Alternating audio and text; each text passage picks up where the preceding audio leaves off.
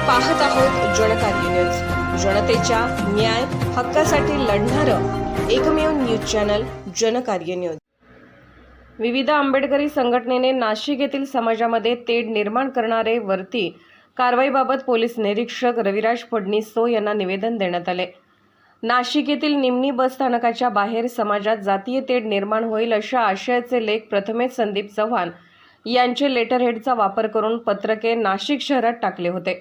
या पुरोगामी महाराष्ट्रात दंगल घडवण्याचा प्रयत्न करणाऱ्या नराधमास नाशिक पोलिसांनी अटक केली आहे। ज्याचे लेटरहेड आहे त्या मनुवादी वृत्तीच्या प्रथमेश संदीप चव्हाण याच्यावर कुरुंदवाड पोलीस स्टेशन येथे ॲट्रॉसिटी ॲक्टनुसार कठोरात कठोर कारवाई व्हावी असे निवेदन दिले। यावेळी संजय शिंदे, संजय कुरुंदवाडे, सूरज शिंगे, रमेश बिरनगे, विक्रम माने, ॲडव्होकेट अनिरुद्ध कांबळे, सुनील कुरुंदवाडे, बाळासाहेब कांबळे, दिनेश कांबळे, मनसूर मुजावर या कार्यकर्त्यांनी सह्या केल्या आहेत। जनकार्य न्यूजसाठी प्रतिनिधी पवन बिरनगे। जनकार्य न्यूजला लाईक करा, शेअर करा आणि सबस्क्राईब करा।